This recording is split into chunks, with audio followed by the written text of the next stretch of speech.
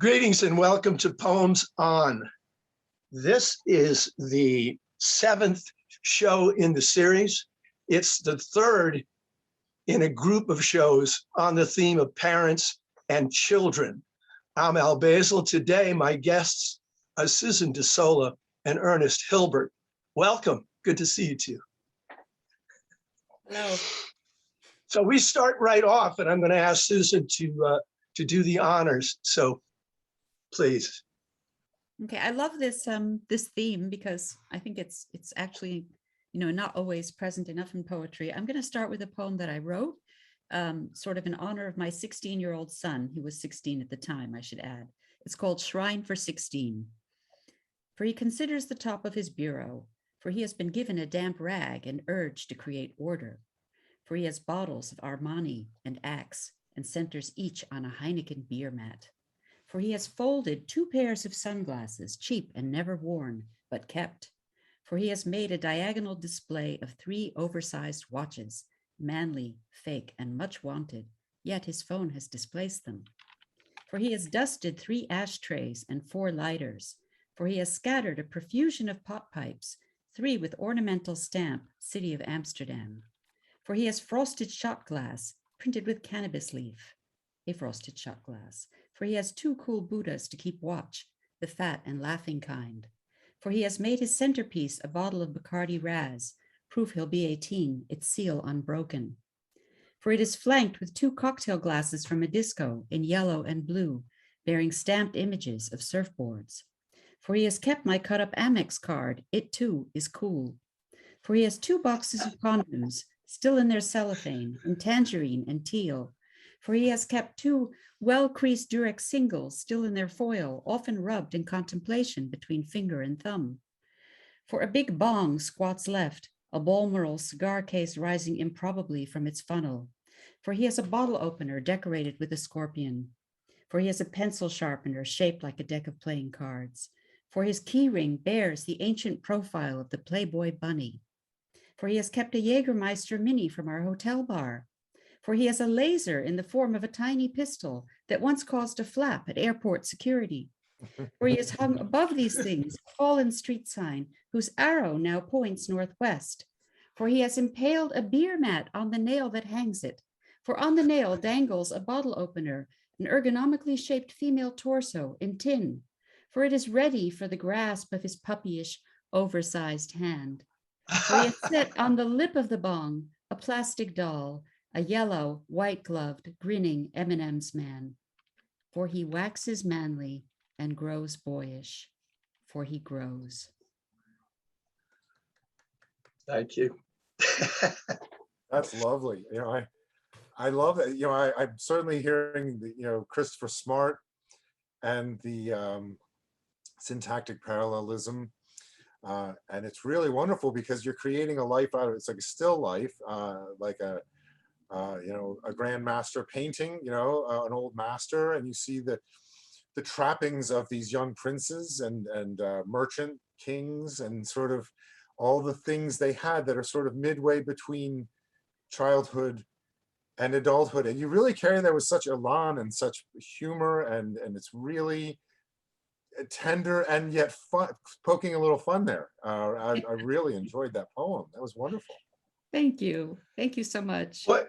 Boy, to keep your emotional equilibrium in the face of all of that, it fascinated me that you were able to notice all that detail calmly enough to put it all together into a poem later. And I have no children. The first thing I thought of when I heard you reading this was, Ernie, you've got this ahead of you. Yeah, I thought of that too. Well ahead of you. But the other side to that is, I taught for 25 years in a private high school, and I always taught 10th grade English. So I've dealt with a lot of people who turned 16 in the middle of the time that I spent with them. And I used to say in faculty meetings, they only show us what they show us. We don't really know them. We don't know their lives. And so for me, this was like a Fabergé egg that I could look into and see this entire life in the details. So thanks very much. It's something that I could never have imagined myself. So I really like that. Yeah, it was wonderful. I'm very glad. You want to carry the ball? Yeah. Pardon?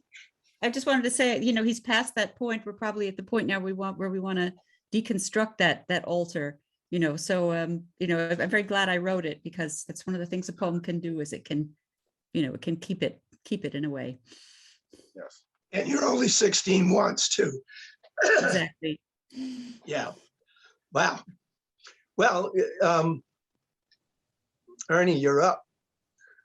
Okay, well, you know, when I pulled together the selection and settled on 5, you know, my son was born December 2015. And although I sort of wrote about family life, or it was more from the perspective of being a child before then. So I decided to do ones just from the last half decade or so. And I can't believe it's already been that long, but so some of these appeared in my last book, Last One Out, and 3 others are going to appear in what I hope to be my next book, which is titled Storm Swimmer.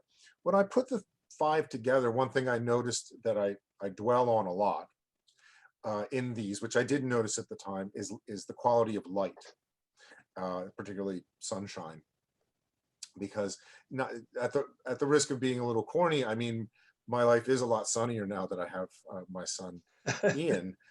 So I'm beginning with this first one, and it's one of those titles that just came to me. I don't really know what it means. It's called "We Make Mountains So We May Move Them," which was sort of my way of saying, you know, we build things up, and we're so strong that we can build them up. We can also move them, which seems impossible until you do it.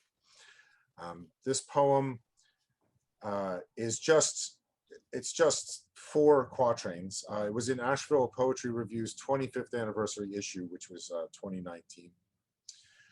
And it's a slice of life. It's one of these slice of life poems. We were just talking about capturing a moment, and that's one thing we do in poems. And so this is what I was attempting to do with this one. It's called "We Make Mountains So We May Move Them." In Tolstoy's Cossacks, all around, snow and a pebble sun brightening for miles. It is one of my November books, filled at its start with white and cold. Today, sun lights up the house. Soon, we'll have snow too. Bob Dylan's Highway 61 Revisited in the speakers jangles as it did a half a century ago. My wife dangles our baby till he squeals, both nearly strangled with laughter. And I take off my glasses to watch them. He wants to fly and never be put down. We will one day be stars above a storm, as we were once diamonds in the ocean. Tiny, tough parts of the world that flicker and ascend and give up all our light. Thank you. Wow. I just love the way that went from sort of very domestic and familiar, you know, to really cosmic. Yeah. I couldn't help wondering where you found those marvelous images of the last stanza. I don't know.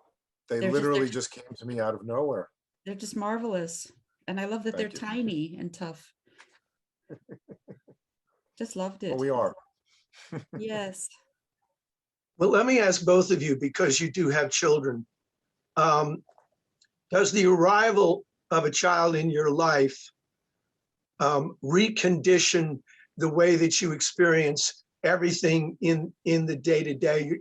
Ernie, you're talking about the quality of light.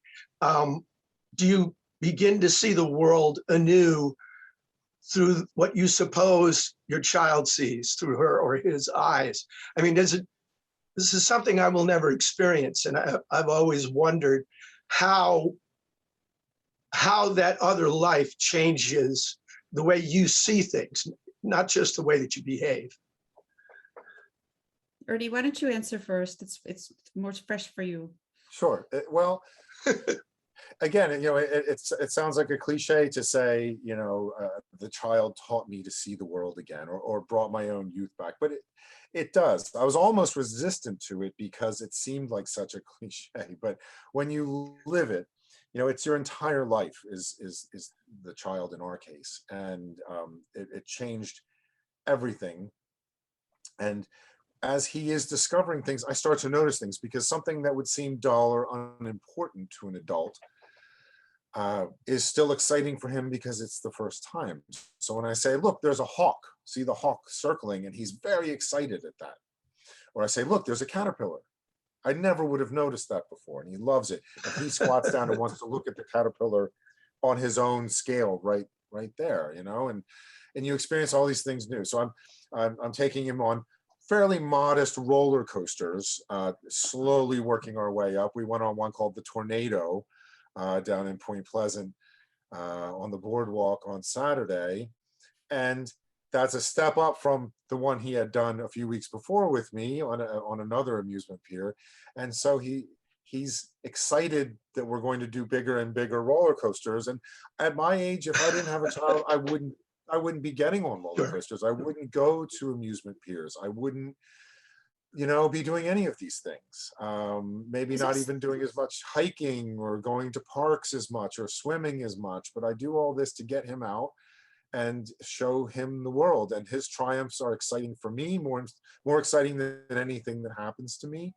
And the things he's afraid of fill me with fear and trepidation. He's going to kindergarten in a few weeks, and this is very scary these days, and so it's all new for me, but it does recondition you, and it's given me a new lease on life in a sense. It's almost like I got a reset and I started life all over again. So, because I was fairly old when I had it, and I'm 51 now, and he's 5.5. So that's a lot older than most people are when they have kids. And it did give me, I hate to say a new lease on life, but it did sort of, it reset things for me. It woke me up to things and made the world more vivid and more fun, and also scarier for me when things go wrong. So, yes. I always knew that my dearest wish above any other, and I think that that's still the case, was to have children. And one of my biggest worries was that I might not have children. It was always very primary for me. And I think that I also have a bit of a childlike personality myself. It's very easy for me to connect with the under 5 set. But I think that actually, like, to answer your question really directly, Al, I think there's a really big before and after when you actually have a child. I think that I've come to think that there are the people in the world who have children and people in the world who don't have children, they can understand each other.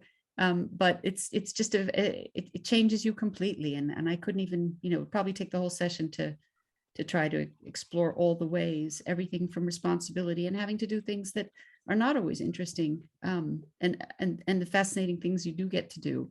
But it's as much as I knew I wanted children, I was not prepared for what a complete total sea change taking care of a child would be.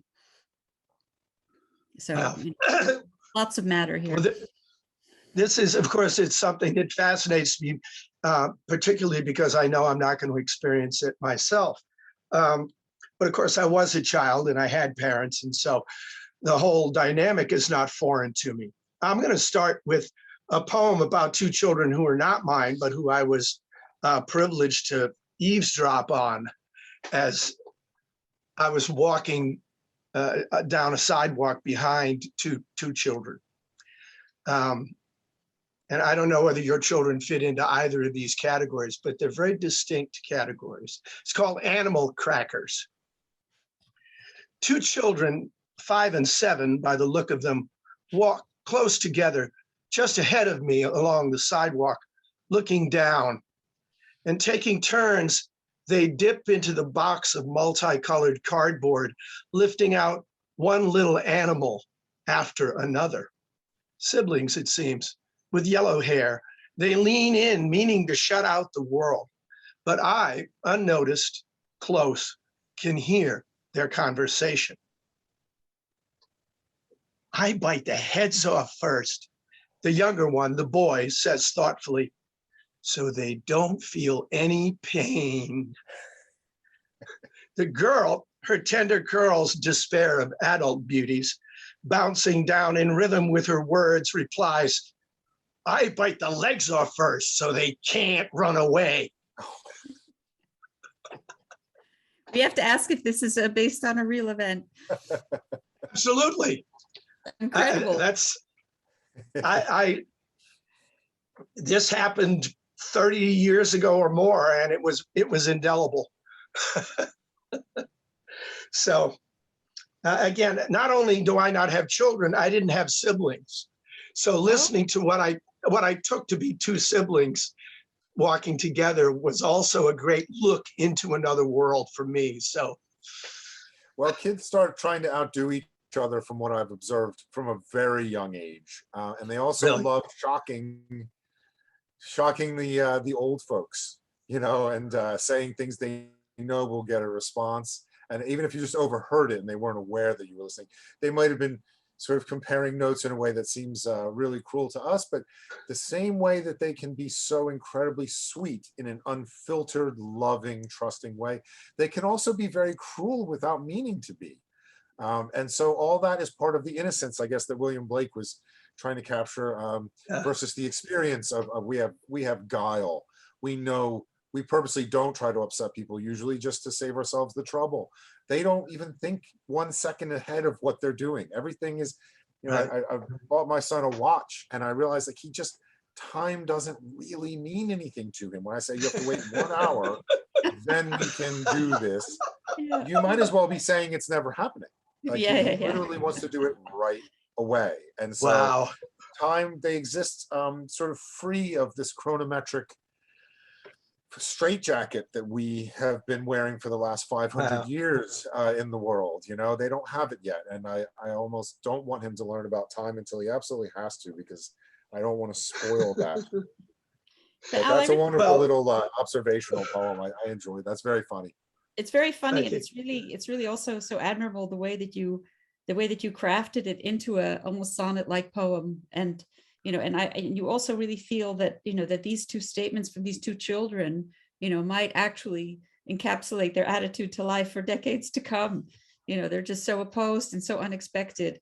And I really like the way that they're probably animal crackers, but you don't tell us that. You're really observing everything and making everything Yeah. fresh. Yeah, Really, they were animal crackers. So, well, anyway, so that's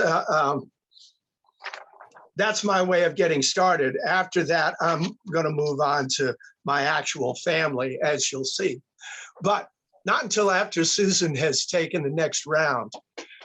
well, as I said, I'm very happy to participate in this because, as I said, and I still believe that to be the case, if you ask me what the single most important thing I ever did in my life or wanted in my life, it was having my children. And it's still the thing that I think gives me the most joy.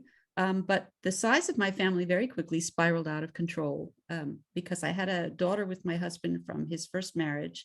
Then I had 2 sons, and then I had twins unexpectedly. So all of a sudden Wow. I had 4 children under 5. So that was really quite a surprise. And I would never change a thing about it. They're wonderful. But my twins are very different. I was able to observe twins from a very early age, boy-girl twins. They're quite different. One is 6 feet tall, one is 5 feet tall. And they're still completely inseparable, and they adore each other. And my kids are all very close, which I'm very proud of. But there's something about the bond between twins which singletons will never understand. I mean, we will, that's also a level of understanding beyond. And this poem actually is also based on a real event. My daughter was really saying her first full sentence. And interestingly, her first full sentence was noticing that the bond between my husband and myself was not the same as the bond she had with her twin brother. You could see her looking at my husband and me and thinking, are they twins or are they not twins? What are they? So here's the poem, which is written in a very tight couplet form. Twins. Begins with my husband and myself, still sleeping. A stolen morning, long in bed, I hold you near my cradled head, entangled in our common doze, our hands in hands and toes on toes. We told the kids we'd sleep in late, but heard a knock. One could not wait. We were not up as rules require, subordinating our desire to duties that inhere in mother. This first sortie without her brother. Feet like small buds peep under flannel. Her head just clears the bedboard panel.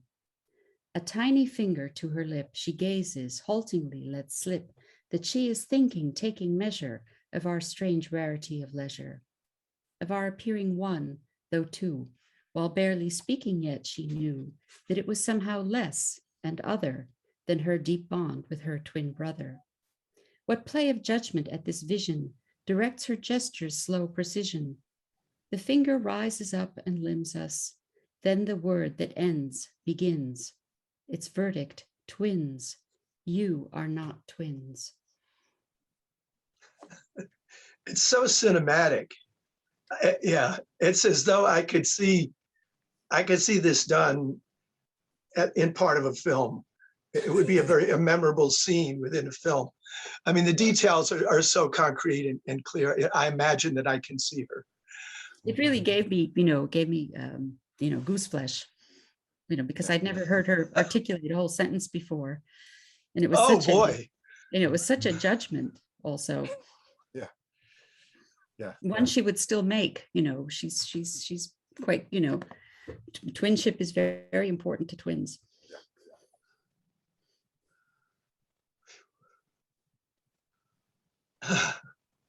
It's such a striking ending. Yeah, it really is, and it's just such a turn. Yeah, it's a mystery. I mean, I've been witnessing it for 21 years. They're 21 now, and Wow. I still can't account for twinship, twin tuition, all the things that go with it. And I could just say that it's probably a good thing that it's not the norm, because it's very heavy, very tiring. Serious stuff.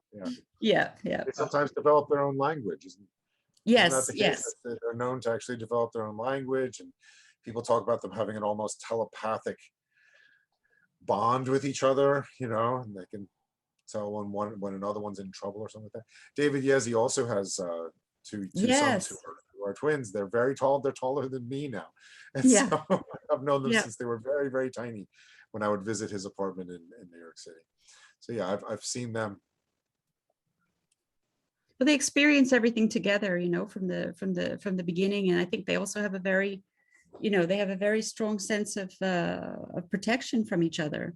That most people, it's very different from our usual concept of what it is to be human. Which has a lot to do with solitude and different.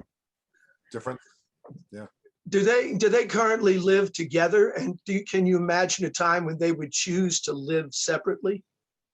They don't live together, but they live within walking distance of each other in Amsterdam, and they have a lot of contact.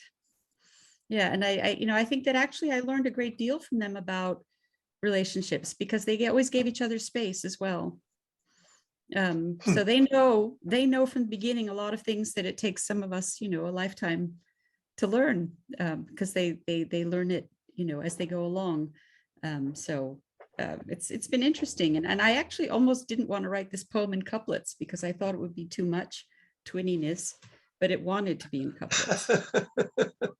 And the rhyming. You're wise to give it its head, to let it go where it wanted to go, because it fits. The form does fit. Yeah. Wow. Well, thank you. Okay, let's go to Ernest Hilbert, stage 2. Well, this is a poem called Voltage Crackles at the Edge, and it is in the new issue of The Dark Horse. That's summer 2021, issue 43. It just came out. I only just got my copy last week. This is a poem that I had been working on. It had been in scaffolding, so to speak, for probably 2 years, and I kept working on it, and it was too close to me, and I included it in a set when I gave a reading at Shakespeare and Company here in Philadelphia, and I found myself having to pause in the reading because I was getting choked up.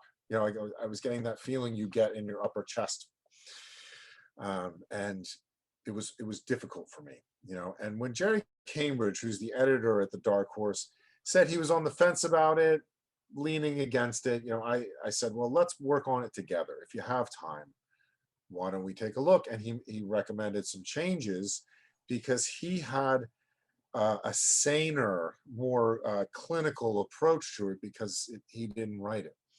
So we got it into shape, I think. And so it's in that it's one of 3 poems I have in that issue. And so it's called Voltage Crackles at the Edge. There's thunder in the sun. So says my son. He says a lot of things he knows must not be true, but wishes that they were. And so do I. Dragons ride in the dump truck. The cat is wearing my coat. The sky is filled with cottage cheese. The doggies row a boat. The baby bear is in the bath. We'll live forever and always be in love. Right here, like this, with waves that fly out 90 million miles to light up the book we read together. My son's eyes are big. He says, we have to whisper or monsters might come in. He's not afraid of ghosts. For him, they're only things that can't be seen. And what is to be feared in that? He thinks that he's a ghost when hiding behind the window curtain, though he cannot resist the giggling fits that give him away and back to us again. We're ghosts. We are. You're right, my little one. We're ghosts, but filled with spirit fire that floats from somewhere else and keeps us here for now. And when we're only ghosts, I know we'll stay in love, like now, because we lived by love and took from love our magic lives, objects bending time and space, alone with what we love. What a beautiful concept. And that, Thank you. who knows where did that come from in his head? He doesn't understand that people die. He doesn't Yes. understand that things go away and aren't the way they used to be. He doesn't understand that people don't see each other anymore. None of that means anything to him. We're going to be in love forever, and love transcends time and space to him because that's just natural to him. We must lose that when we get older. Yeah. And it's a love that's so pure and so present in every sense of the term. Present with you, and also in temporal terms, in the absolute present that lasts forever and doesn't end. Yeah, exactly. We've seen too much consequence. Mm-hmm. We've seen too much sequence and consequence to be able to stay in that completely present moment. But what a gift to be able to see it in him and have him give it back to you. And it didn't bother him. Actual ghosts don't scare him because you can't see them. I love I that. thought that was, I didn't see that coming. I thought that was a terrific twist he put on it. Yeah. unless it's so down to earth, but at the same time, you've touched something cosmic again. Right. Yeah. It's not present. It's not there. So it's okay. Yeah. Yeah. And the monsters are out there, and so as long as you don't make too much noise, they won't come in. If you don't draw attention to yourself, they won't come find you. So it's just this slice. It's tough. I think that people have a tendency to write really sappy poems, or they use their kids as props to try to do something that isn't kid-like, to make an adult point using the child, and it might be a perfectly valid point, like peace, not war, something like that. But I'm more interested in actually getting these vibrations that radiate off of him that are actually from this pure childlike state that he's in, and that he's gradually growing out of it in certain ways. He's already starting to get a little cynical, and you see it eroding. You know, these are from when he was 2, 3, 4. He's already turning into a little adult in so many ways. And so these poems were also my attempt to arrest time and try to, you know, to try to capture it so I could relive it somehow, which is something a poem can do, is sort of bottle energy, and then it can be released again if it's done correctly. I hope, you know, you can uncork it and let that energy back out again at a later date. Yeah, exactly.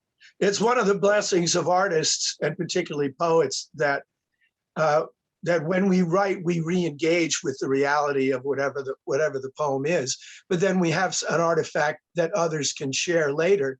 And most people have experiences like that, and they feel them, but they can't share them in the same way. So we're all lucky in that regard, that you know, that we can bring that back to a kind of life. Right. Well, you know, I think it was Oscar Wilde maybe who said, or if it wasn't, we ascribe it to him anyway, who said, all bad poems are sincere, you know?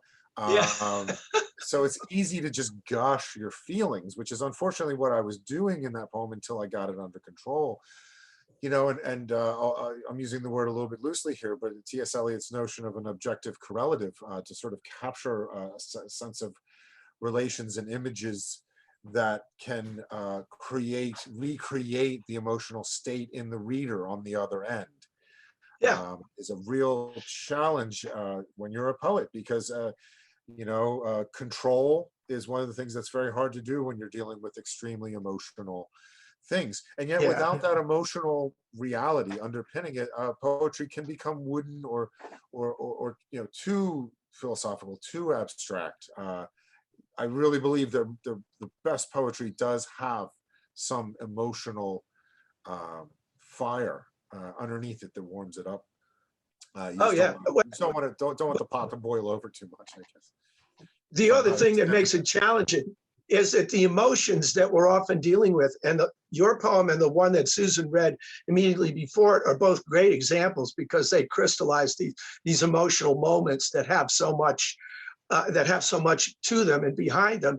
Is that the emotional states that you're trying to recreate for the reader or the listener are very discrete. They're not vague. They're not cloud-like general feelings. They're very, very specific.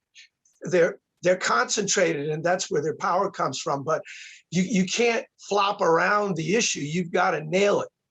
So last two poems were terrific examples of that done well. So thank you both. That's great. Where are we? Oh, I guess I follow you. So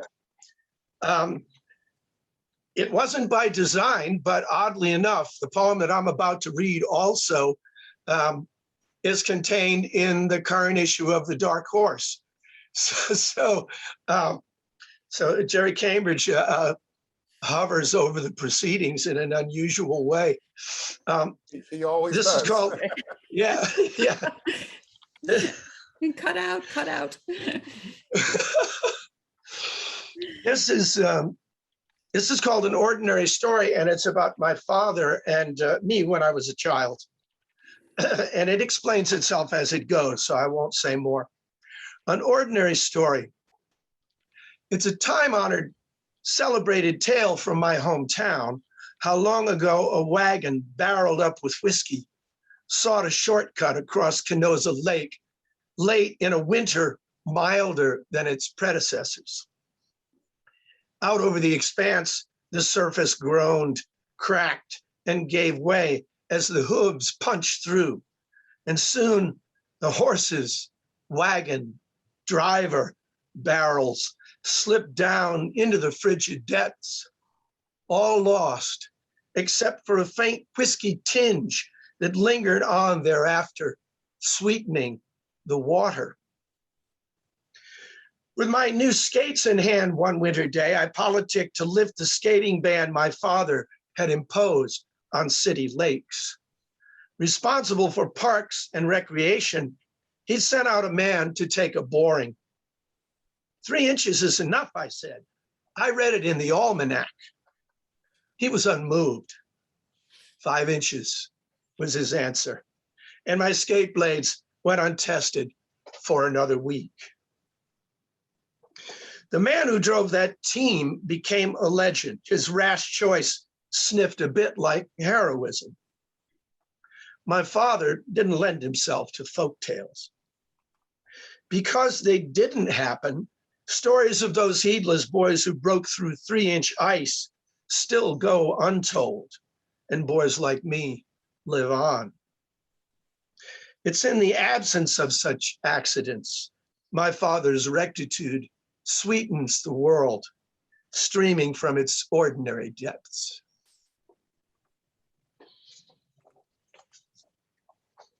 Can I just say that this is such a, this poem really, I read it on the website of the Dark Horse, and I read it several times. And I think what really floors me about it is how it tells a story which seems deceptively simple, but the words you use and the way that you turned it into poetry is just so, just so remarkable. Just the way the words come out, telling this story, and the very sort of faint repetition of sweetening with the whiskey and with your father's law, and how I can't think of a more graceful iteration of this story than the one you've given it. Oh, thank you. Really, it's just the words just come trippingly out, and they don't say a thing more than they need to, but they say more than they need to. Well, I wrote it long after. I'm sorry, go ahead. It captures the youthful impulsiveness. Yes. And know-it-allness as well. Like, no, Dad. Yes, standing up to him. I have an authority that I can quote against you to no avail, because you want to skate more than you worry about drowning or freezing. Yes. You know, it's just like, I want to do it now. You know? And even if there's just a little bit of a chance, your dad isn't going to let you do it. And that's what he's there for, is to ruin your fun.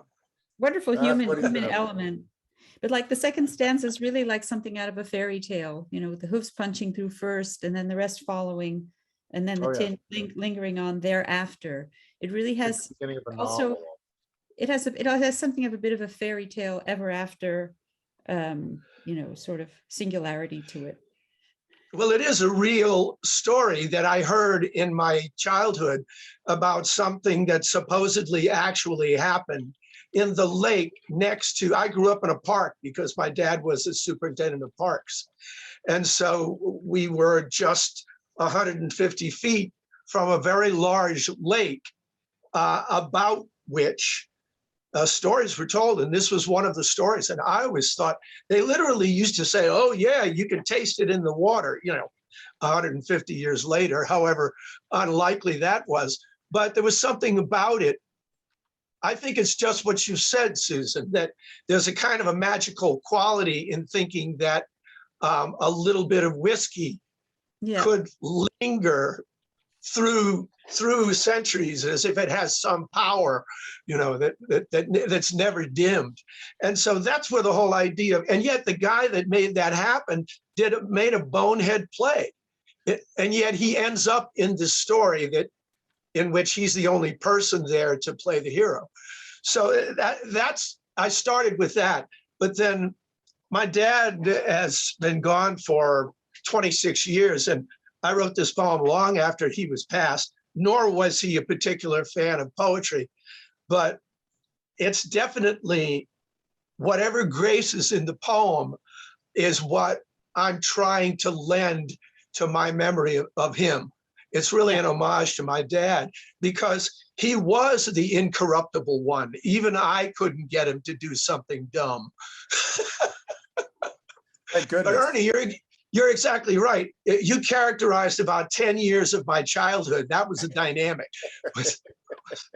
Look, I know, but when Silent Spring was published in 1962, because my father, again, was dealing with parks, and the only insecticides he had that worked were the very ones that she was pointing out as having this terrible effect. And it was really the first book that exploded an ecological responsibility into the minds of ordinary people in American life.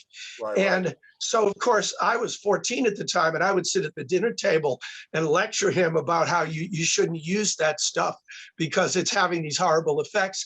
And he would get really frustrated. He would say, but you don't understand. It's the only thing I have that works. Right, right.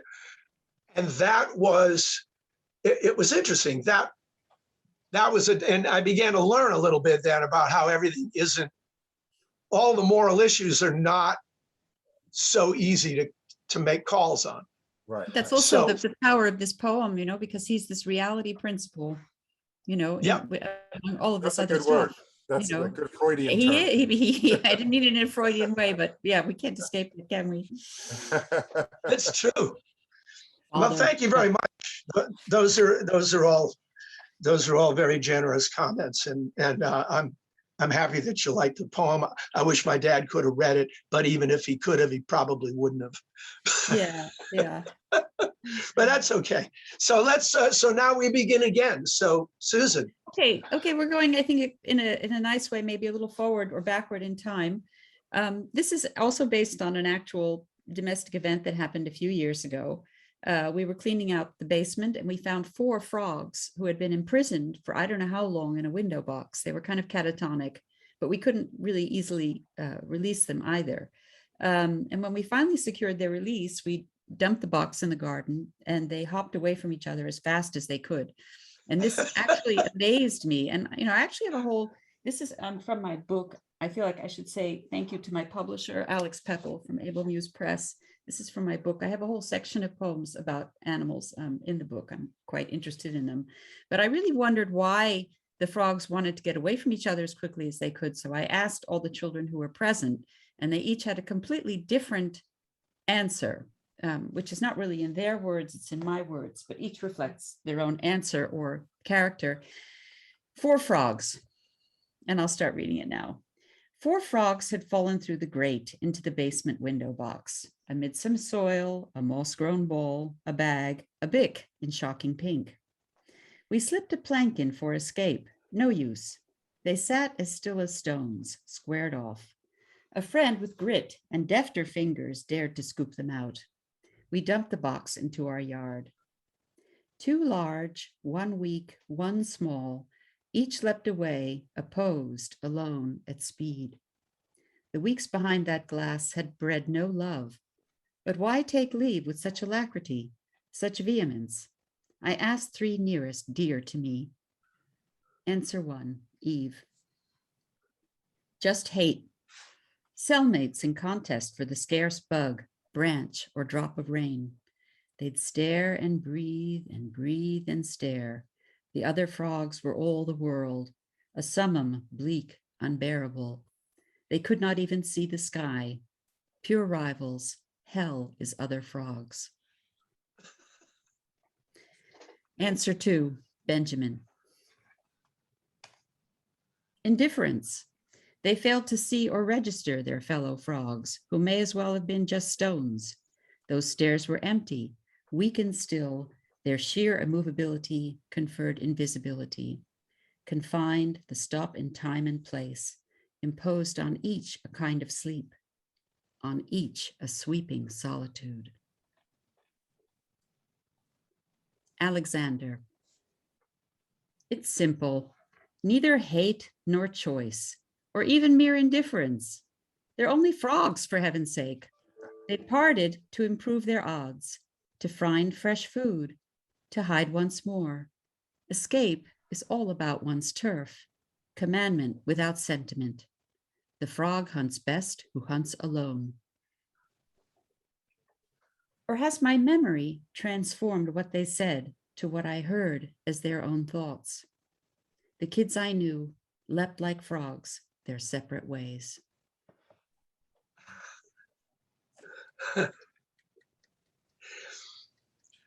Could you go on? Go ahead, please. Maybe it was a little bit of all those things combined. Right? Is it possible to feel all of those things? I don't know. I mean, each of their answers seem to suit their personality, you know, Alex definitely being the reality principle again. That's how we see the world, right? Right, right. It was Yeah. interesting. They were differentiated at, clearly, I think kids are differentiated from the moment they're born, Oh but yeah. it was very, very clear in their answers that they saw this differently. Yeah. And I We think have a personality, right? We have yeah, a sort of preset personality that can be maybe swayed one way or another based on our experiences or our parents or whatever it is. But yeah, we definitely are born with a certain temperament, yeah. a And certain personality and way of looking at the world that as soon as you're human, like it's there. yeah, yeah. And I think they weren't really so impressed that I asked the question. That's my personality. Mom. Yeah. Uh, Wow. Obviously, it's this, right? Huh. That's a wonderful poem. Yeah, and again, you got to go there to know there. I love all these poems because they're all such, the realities that they express are all such closed books to me. So it's wonderful to see that. I mean, my experience with adolescence, I know a fair amount about people when they're 15 or 16 years old, but up to that point, nothing. And after that point, nothing. It doesn't really help me in my normal life very much. But I said this in an earlier show, actually, a show in which David Yezi was my guest, because we were talking. It was also on parents and children. We were talking about this issue. And I said, well, you see the continuum. I just got 15 to 16, year after year after year for 25 years. And I can make a comment about ways in which adolescence was conditioned through the decades, but I can't tell you anything about a 9-year-old. And so this is what parents are privileged to experience, is the whole picture, until you get to some point of adulthood that whether you had a lot of influence on your child or not, you have to finally admit you did not create alone. Yeah. Wow. Well, great. So that makes you next, Ernie. Okay.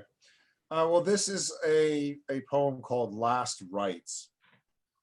This was in the Hudson Review in the fall of 2019. And it's sort of envisioning, wait, I've got sirens coming closer here. I wondered which of you had the sirens, because it's not me. Well, yeah, I'm in Philadelphia. So it's I'm surprised Right. there haven't been more. So this is Last Rites. And it's sort of imagining someone on his deathbed, or her deathbed. I mean, I rarely gender poems, and so that's the angle. But of course, you'll be able to tell right away that it's a variation on a theme, which is something that would have struck me because it happened to me. So it's called Last Rites. I've known beauty almost impossible to believe, nearly always lost amid all the usual distractions. Deadlines loom, taxes come due, birthdays pass, debts double. But once, a bright and late summer sun filled the air, angling astonishingly through a room filled with music, some old heart-aching song, and there was my son, not yet 2 years, coming across the floor toward me with arms outspread, his face big with a smile. And he was so strong and new, unworried blue eyes becoming ever giddier, unbalanced, lunging ahead, hoping to fly in that warm light with his father, to hug me as if for very life. And I wished I could stay there, always lifting him, laughing, and such light linger as if we're still together. And I will tell you, it hurt. It was so good. And I know I've had that. I had that much. I lied. It is gendered. It's from the perspective of a father. I haven't read it in so long, I forgot that. So it is. So it's a man in his last hours. Very beautiful. Thank you. So beautiful. And so, at the beginning, I wanted everything to be heavy, short sentences, fragments of sentences, and then it opens up into one sentence up until the last. Up until the last. When we pause and then have another closing sentence like a coda.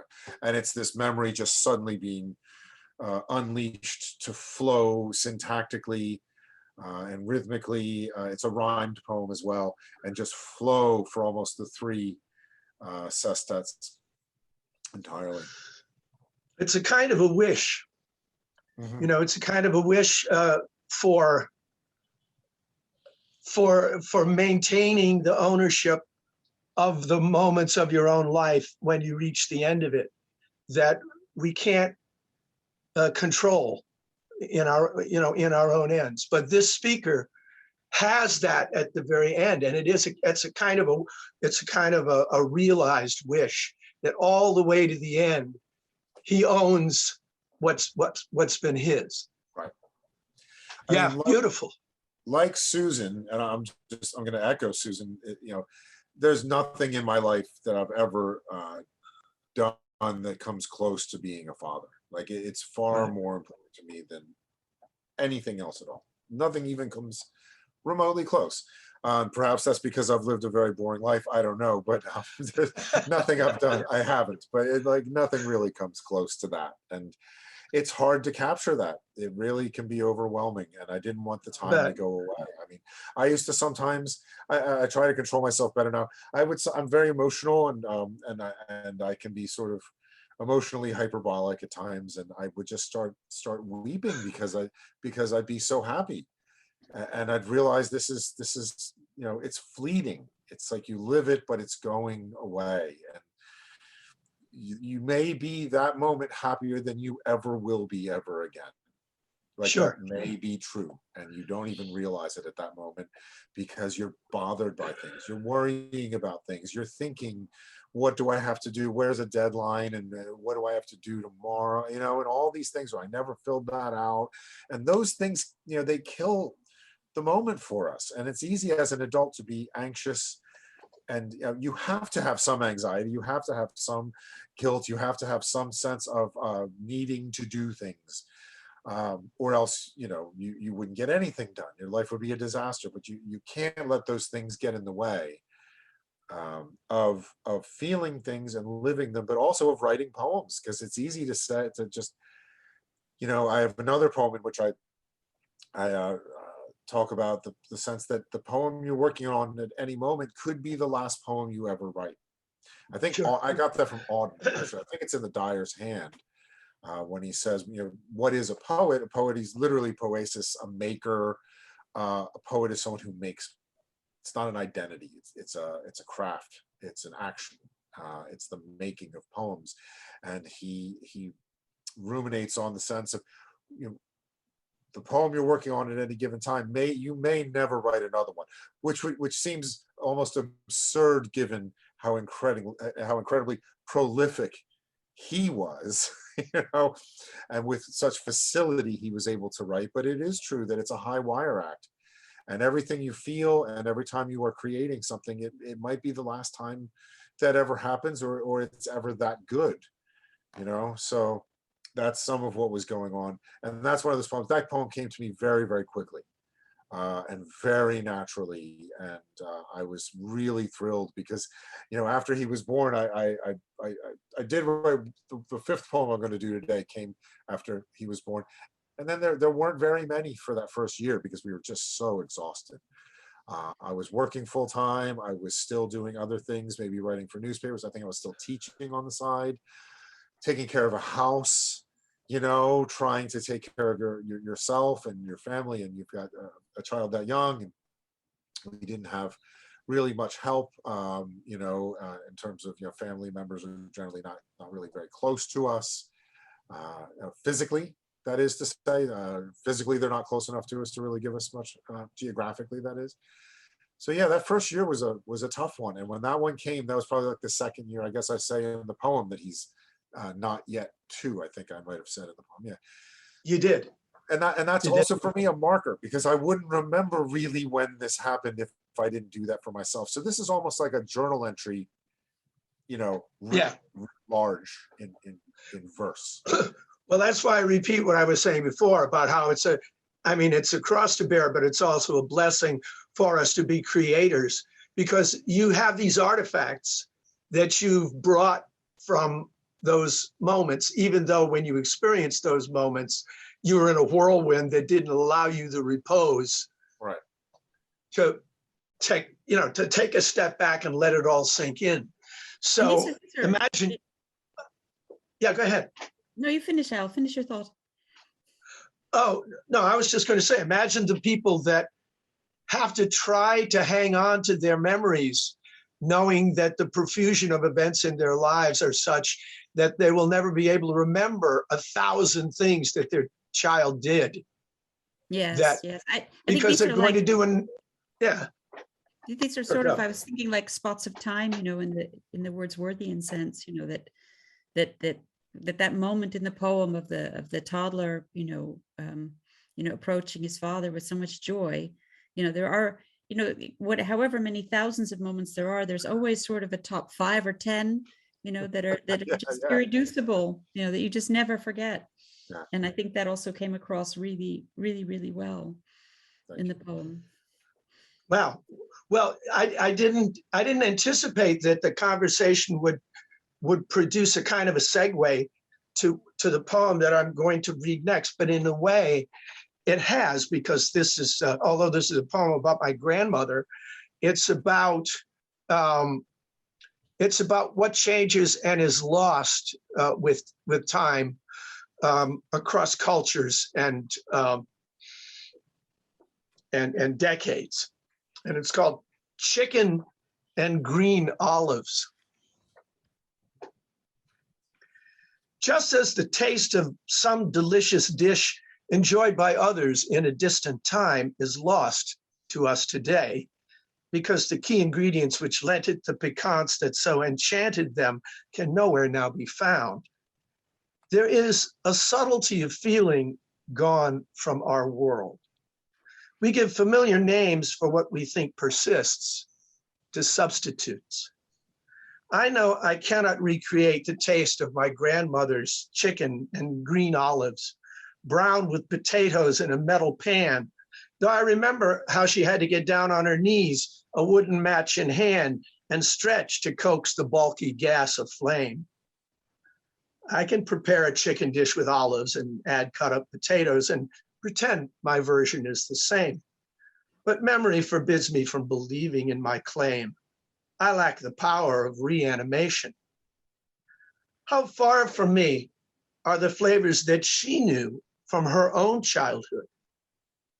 There are versions of reality long lost and inaccessible, which, could they be recovered, we might find completely unfamiliar, alien. So I mourn the tints of our emotions leached out by time, reducing us to plain colors. All the nuanced local accents which have been smoothed away since radio.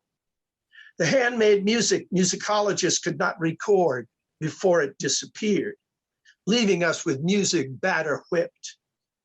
The dark aroma of a fall's leaf burning before the coming of the big machines, which changed the essence of the air forever. And even though we make facsimiles to capture and preserve a moment passing, I mourn my inability to feel what Fritz Kreisler playing Liebeslied evoked in those who heard him. What I taste is just my dish of chicken and green olives. That's rather glum. It's also, as Susan used the word Wordsworthian, and then the comprehension of mental growth, time passing, development from youth to adulthood. All of these things that Wordsworth did so well in his youth, relative youth, are present there in that poem. You come right out and more or less state the thesis that's present in lyrical ballads, from Wordsworth's contributions to those editions. Yeah, and so much is just disappears and is not there. And I was talking with my wife this morning about the way each generation grows up taking for granted the things that are just there and not knowing what it was like when those things weren't there. Yes. We were talking about the constant surveillance we are under through our phones and our computers. And I said this would have been considered very sinister in the 1960s to somebody to think that they know what you're buying, what words you're using when you speak to people, listening in to your conversations in the room through various devices, following you to where you go and travel, who you call. It would be seen as very, very, but the children grow up with it. We have a generation now in college who just grew up with this sort of technology. You can't opt out of it. You could just say, well, I don't want to have a cell phone, which is basically opting out of modern society altogether. No one can get in touch with you, Right. So it is like that, like all the recipes that add up to what we have now. I just finished reading a book called Food Fights and Culture Wars about it's bills itself as a secret history of food. There's all this food that we eat, like, we eat chili con carne, probably has its roots in a cannibalistic Incan dish that was tomatoes and chili and the meat of conquered neighboring tribes because it was a nice break from their corn diet, which led them to starvation. So we enjoy chili today with no notion of where it comes from. So I'll let Susan say a few words. I think a remarkable moment for me in this poem, was you started in the very circumscribed area of the recipe and the dish and the chicken and the green olives, which is evocative enough. But then you make this turn in the fourth to last stanza to color, and then you're all of a sudden talking about how colors, I think that's a very interesting question. Were flavors different for her than they are for us? And then you have colors and recordings of music, and then you have the machines, and then Fritz. It becomes very specific again with the Liebeslied at the end. But I thought that was just sort of a remarkable turning out, to a whole scale of senses and experiences and cultural memory, starting from a very humble, very humble beginning. So I was I was really literally taken aback at that turn in the poem. Well, I appreciate that. Yeah, go ahead. It forced me to, to reconsider the first part of the poem again, because it was just making such an argument that we don't even think about. We don't think about all those losses, because that's what they are, aren't they? In a way. Yeah, what I worry about and what I'm trying to capture, the fear that I'm trying to capture in this poem is that we literally have lost our ability to feel certain, to taste certain things, or to feel certain emotions at a level of refinement, because we've been bludgeoned down by for all of the reasons that modern culture brings us, generic versions of things that used to be very specific. Mm-hmm. And so I wonder whether there's actually a loss of our ability to connect with these very refined kinds of specifics. And all I can think of is, Bartók and Kodály going through Hungary and recording this folk song from village to village, because with the coming of radio, everything was going to be stamped flat. And all the regional dialects that used to be such fun to hear people that came from different parts of the country have been steadily worn away by the generic accents of television news personalities. So I worry that we're just becoming duller receptors than we used to be. And if part of the point of life is to be alive and receptive to everything around us, that's something I don't want to give up. So I wonder also about your choice for the last stanza of the Fritz Kreisler, the Liebeslied. Why you I mean, can you tell us a bit more about that choice? Because that's, again, a very specific choice. Well, Image. of course, I've heard recordings, and it's a very the emotional quality of his recording of Liebeslied, and I'm thinking of the 1928 recording. He also did it in 1935, but there's a certain certain frisson in the 1928 recording that, you know, music captures very specifically the raw material that fueled people's emotions when they heard the music. But we're a different audience. And so I think I'm hearing something really that I never heard anywhere else in this. That's partly of its time and partly of the artist and partly of the composer. But, well, you know what it's like with classical musicians today, that most of them are coming from a different tradition. And what's always written about it is that the level of playing is much better now, but it's also more faceless, you know, that it's just more generic. And so you go back to somebody like Kreisler in the 20s, or I would have said Ignaz Friedman, but too few people know him. But there's a quality in these recordings that tell me that there was something I wish I could have experienced by being in the room, that even with the recording, I know I can never have. And I feel cheated. You see what I mean? It's interesting. So, but that's what that's, and that's, I just went to Kreisler because he was anything but an automaton as a player. So. I don't want to belabor the point, but there's also the food critic Raymond Sokolov wrote a book called Fading Feast, which is the same subject that you're talking about in the poem. You know, it's about different regions of the United States and local foods that have ceased to exist because basically, unless they're in a very sort of like specialized way that is not very deep. That's just, you know, in a city now. For people who want to spend a lot of money on it. But the folk foods of different regions were based on things that were grown there that are no longer grown there because they're too difficult to grow. It's cheaper to grow different types of things there. So you get rid of wild rice, you stick corn there, you know, and so there's a homogenization.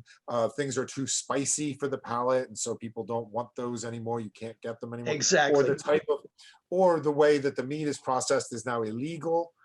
Because it's against, you know, probably perfectly legitimate ways of mass processing food, but now you just can't get that food anymore. And so it's a fascinating book on that topic of just this homogenization, you know, the McDonaldization, if you will, of the entire country eating the same food now. It's funny because from my point of view, sometimes it seems like America's the place of, you know, just infinite choice, you know, not one flavor of ice cream or yogurt, you know, but 30. But on the other hand, you also have this, I think, this bigger movement, this more sweeping movement, like you just described, of homogenization, you know, which is really global. Because if you're an investor and you're looking at a field and you say, well, this can yield 3 times more in value of this, why would you go through the trouble of the much slower, more difficult thing that is, you know, now it's just a very rare acquired taste among foodies, because now there is no generation that remembers growing up eating that food. So this is all emphasizes the wisdom of Al's ending with a very specific piece of music, you know, for his poem. And well, because you could, if I were going to make a list, I'd still be writing it. Of what we've lost. So I just thought I'd pick one thing that would maybe stand out, and even for people that don't get cold. Yes. So anyway, thanks very much. I think round 4. It is indeed. Okay, the next poem I'm going to read is actually about childhood in a different sense. I'm going to read an ekphrastic poem about a painting by John Singer Sargent. So Al is going to kindly cue it up. This painting really fascinated me as a child, and I think that we lose some of our ability to really fully enter an image that we have in childhood. So I'm going to attempt it again here. What had they caught? As if those Japanese lanterns glowing pink and teal were full of fireflies or glowworms. The girl's black boots and stockings tread on the uncut grass and wildflowers and fortuitous lilies. They stir with sticks as if whirling fireflies to generate light. A small buzz of protest ricochets against the paper prison. Just two girls amid the profusion of fires and flowers, their 4 feet, 4 hands in white butterfly casings. A girl myself, I stared long at this painting, trying to gather its meaning, the mystery of its technology, the alluring toy they had. Now, if a sergeant, I'd prefer a grande dame, monumental, frontal. But here are his ladies in the making the light, lighting up their faces, heads tilted down, absorbed, not yet inclined to let their faces take on the painter's paint. And very far away, on a Japanese bay, 1,000 lanterns rattle. The celebration unknown in England, where girls toy with souvenirs, hoping to coax fire from paper, heedless of lilies and carnations, while their black boots stamp down the garden grasses and blooms. And the white arms of the girls clasp whole globes, spinning out the light. Nice, nice. That is that's a stunning painting, and it's yeah. Wow, and quite a stunning poem. The first thing that I find fascinating is that, you know, Robert Louis Stevenson was staying with him in the Cotswolds when he painted this, right? And so it's thought that his Child's Garden of Verses influenced Sargent's painting, which in turn engendered new poems by, or a new poem by you. So we have this very unusual poem to canvas back to poem again, which is wonderful. Because it looks to me like this was done in what the movie makers, it's set at a time that the movie makers call the magic hour, right? Yes. Yeah, with a light. Which is the, you know, the, as the Scots say, roaming in the gloaming. Yes. It's like, it's sort of this moment when the light is going out, but there's still enough to see everything. And then these things are generating. So the lilies are almost sort of creating their own light with what remains of the natural light. And then we have these fireflies. And then Susan, I think you've added to this by bringing it to life. And bringing, and you talk about the fireflies, they're moving and they're striking against the ribs, and suddenly we have something that's not even, it's frozen in the poem, it's implied that that is happening, but now it's suddenly coming to life in verse. So that's really wonderful. And it's not just that time when the light is leaving and they're preoccupied with creating their own light, you know, which is really just, that is a magic hour, that is a magic moment. And the poem enriches the painting, the experience of the painting, in a way that makes me wish that people could always see the painting when they read or hear. You read the poem, because they're so naturally complementary. Just not to say that the poem doesn't stand on its own, but when you have both parts there, they really reinforce each other in this really strong way. And just to go back to what you were saying, Ernie, talking about the magic hour, everything about this composition is transitory. Yeah. It's the light's going to change in a minute. The girls are going to grow in a minute. These paper lanterns, what could be more ephemeral than a paper thing with flame inside of it? And it's just orchestrated in such a way that all of the details reinforce the preciousness of the transitory. And then you've taken that a couple of dimensions further by using words to also flesh out the transitory nature, also. So they really are a natural set piece. And I wonder what how Sargent would have reacted I to do hearing the too. poem. I do too, because what I understood is that he actually like ran outside, at a certain hour of the twilight, to work on this painting. It was Sure. very much dependent on that light. And I think that I don't remember the details anymore, but I think the little girls in the painting, did grow up to become, great ladies. So I think that also played a role in how I thought about it. But imagine, you're just a kid. You've never been to the Tate. You've not seen it, but you just come across a postcard or a poster or see it in a book. And I'm trying to remember, why it sucked me in. Yeah, and I think that I think that's what I was trying to sort of get at. It seems like we're back in Wordsworth territory again, and we can't really. But that's what you wonder. How can you make that as magical again? Yeah.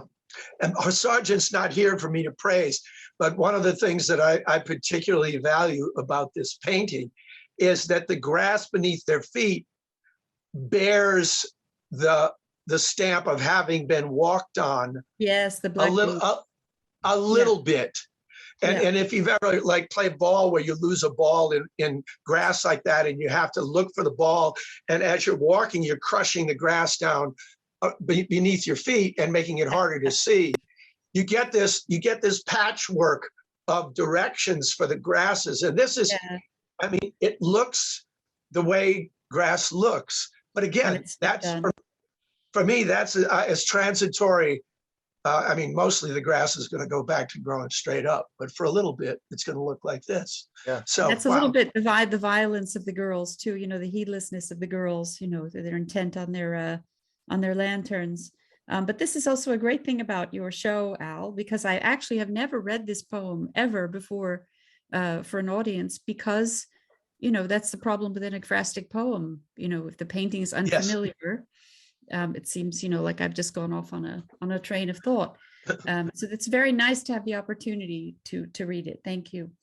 Yeah, well, you're welcome. And it's one of those benefits of Zoom that just suggested that perhaps this is something that we could do. And in one of the earlier shows that had Tim Steele and Catherine Taffarello, both of Tim was first.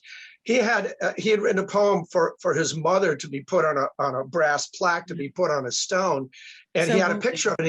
And he asked if I could show the picture, and I said, well, sure.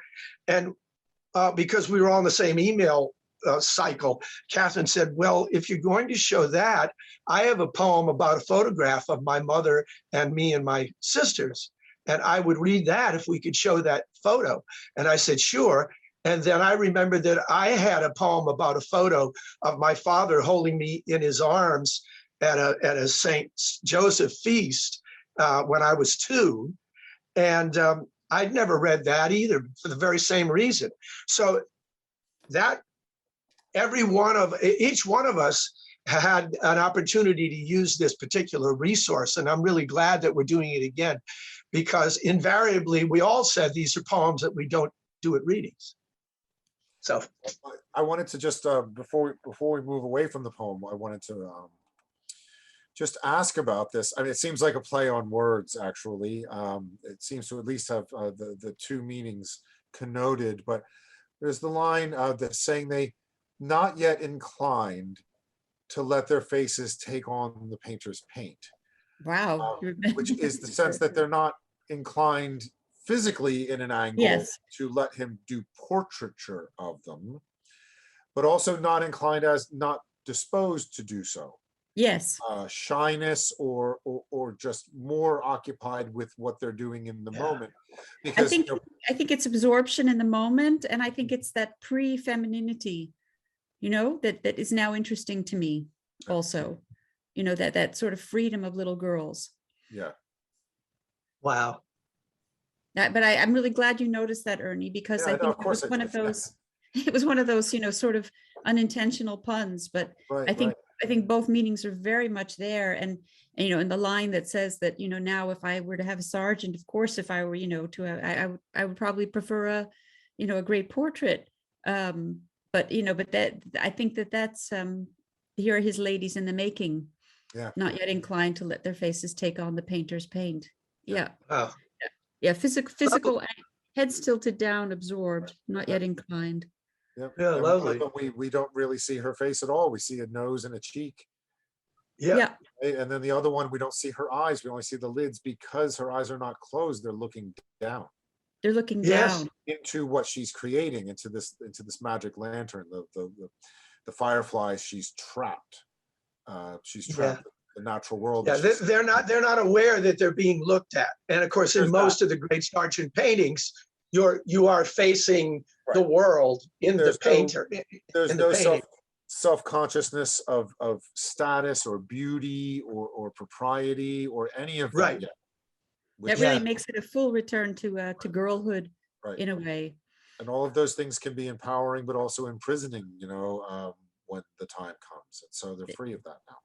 Exactly. Exactly. Wow, Really terrific. great reading. Well, thank you very much for reading this poem because it's really a high point. Wow, terrific. Well, you get to follow it though, Ernie. That's a tough act to follow.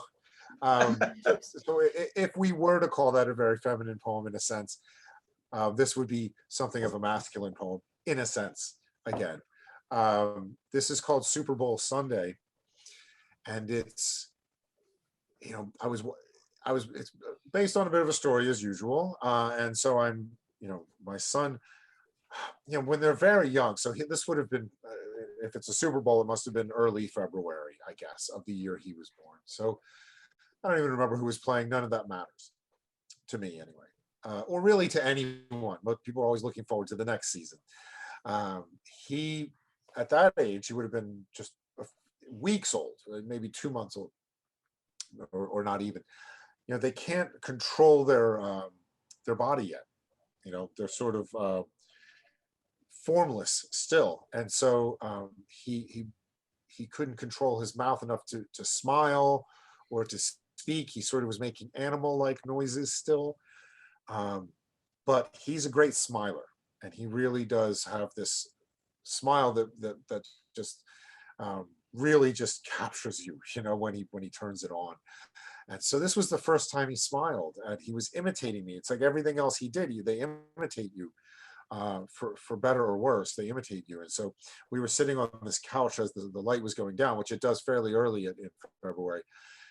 And he was seeing me smile, and I would smile at him, and he would attempt to hold that smile with these fairly weak, undeveloped facial muscles, but he was learning to smile. And so this is what I attempt to capture, that the moment of that frailty and the fragility of that moment, and the innocence and the helplessness, combined with what he will have to face, as everyone does in the life ahead.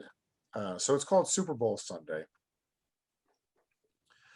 On the blue couch, the brown tabby cat curls content as a dragon on its hoard.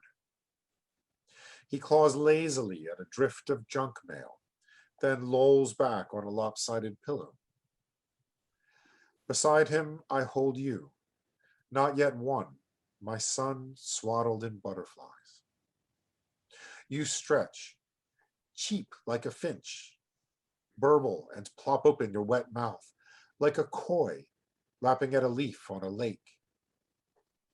Squirrels skitter and startle each other outside. You squirm on my lap this late sunny Sunday in a cold month.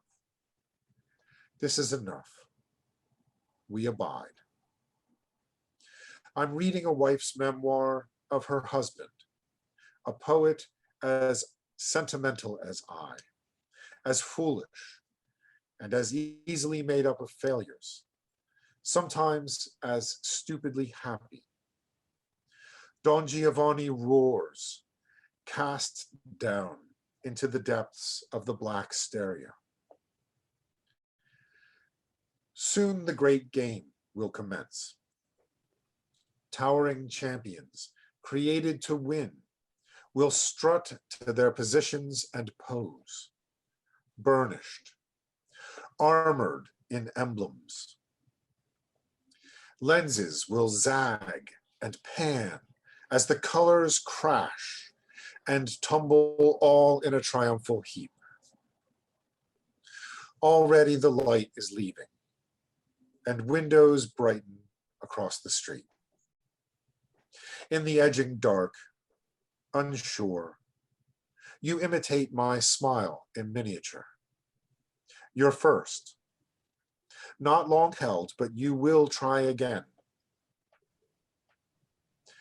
The world is deep with unwon battles, merciless and uncertain as our memories. I rise, cradling you, my son, carefully, like a football, in one arm, as you yawn. Grope with my free hand for the switch. Your aquatic eyes give back the last of the light. And a moment, I myself seem slight and alive, restless and agile. The reckless lengths I ran so long ago, no longer gone. So long ago, that day, when, like you, in lightning and rivers, I began.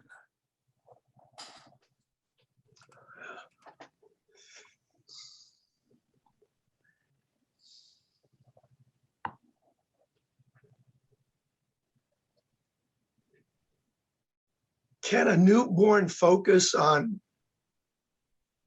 a screen that's got the Super Bowl on it, or is he just No.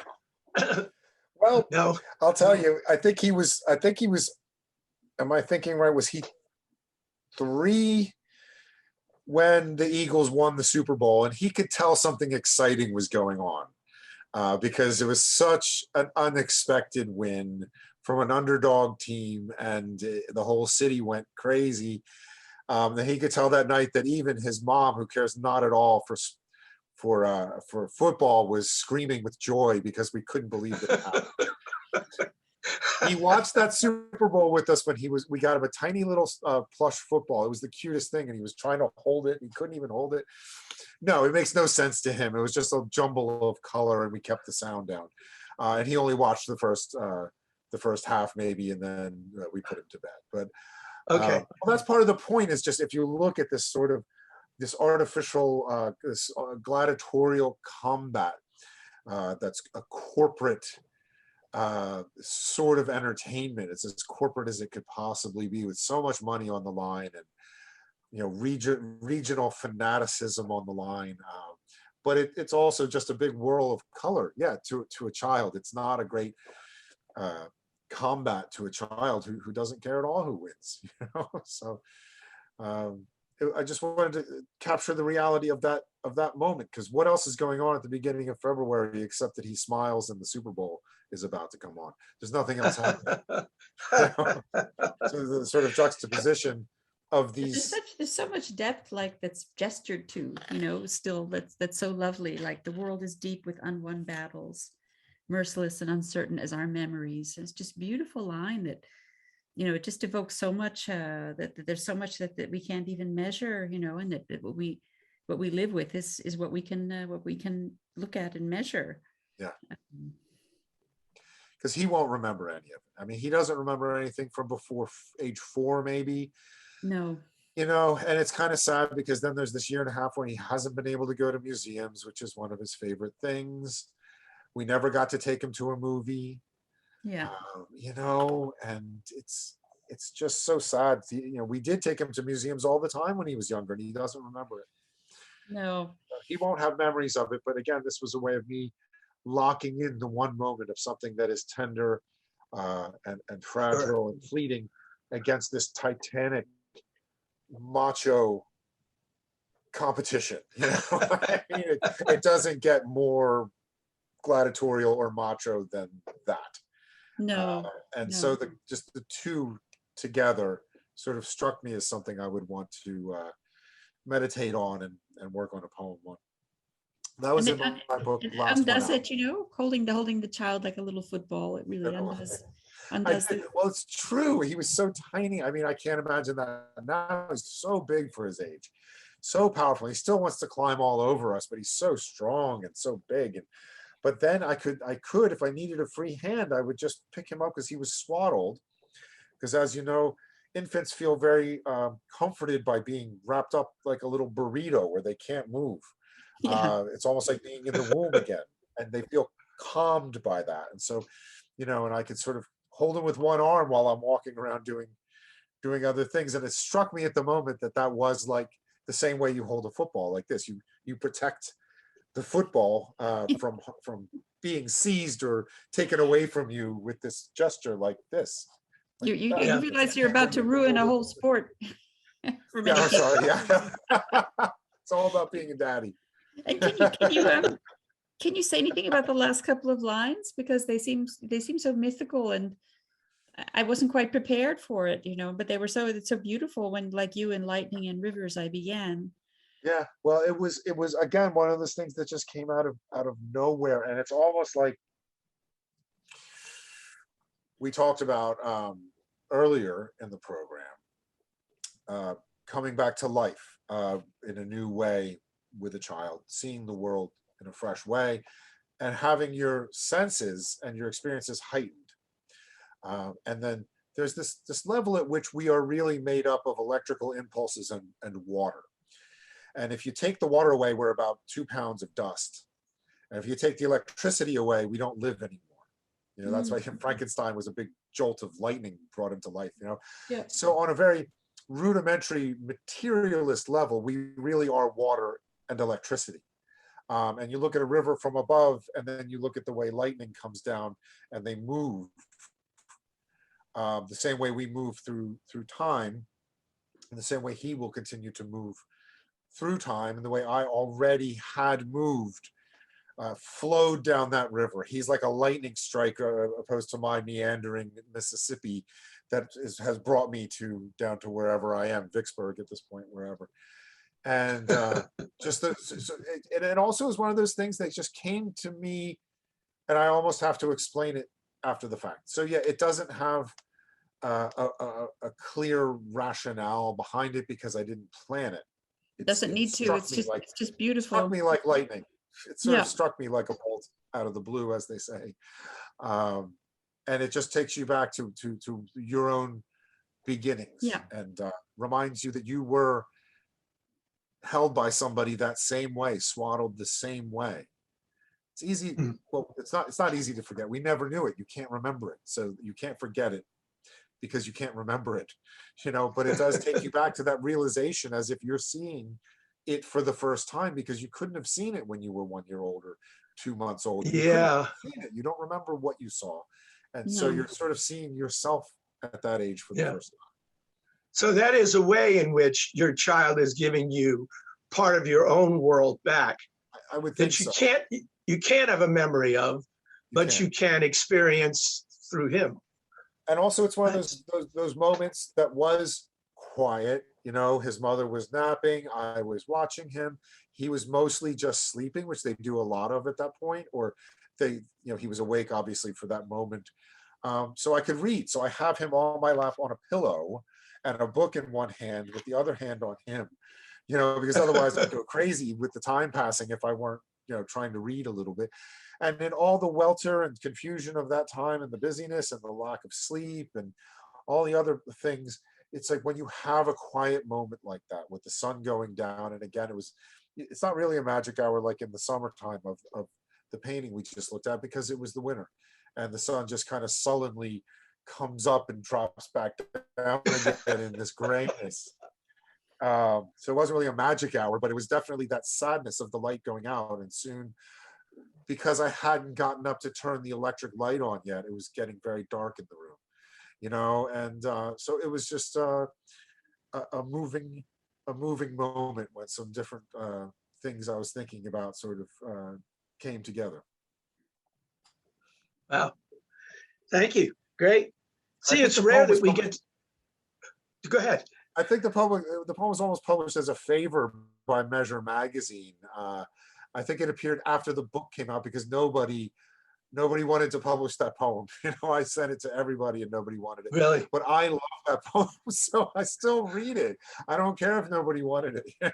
It's just, that's a, Well, maybe that's a topic for a whole show. Poems that you like that nobody else liked. Well, we were just right. talking about Well, ones that you never get a chance to put into a reading, or no, it didn't really get an airing in public, but it's something that means a lot to you. So that's one of those poems I despaired of ever really getting in front of people, and I decided to just keep it in the book. So Wonderful. well, great. I'm glad it had a home here because it fits perfectly with It's what really we're wonderful. doing. Good. Yeah. Okay. Well, now I have to follow, and this is actually it's also about memory, but it's done through the mechanism of a rather long and extended metaphor. It's called My Mother's Baking Dish. Cradle of 1,000 childhood pies, the milky Pyrex dish had shattered at my adult feet when it slipped from my hands after a washing in the kitchen sink. Flying far and wide across the floor, the glassy shards and splinters scattered out beyond where I could see them. Picking up the biggest pieces carefully, I filled the dustpan with the jagged fragments, braving the newborn edges with my fingertips, respectful of their bite. And not until a thorough sweeping and a vacuuming did I return to walking in bare feet. Months later, when the risk of sudden cuts had dimmed, I got up from the table careless, and a familiar trill of pain shot through my big toe when I put my weight on it. Sitting right back down, I ran my hand over the guilty place until it spoke again and guided me to its removal.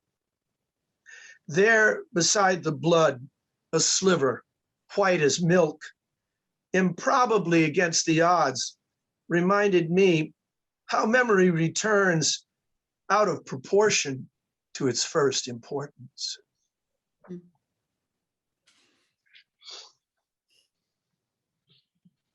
It's just a little image.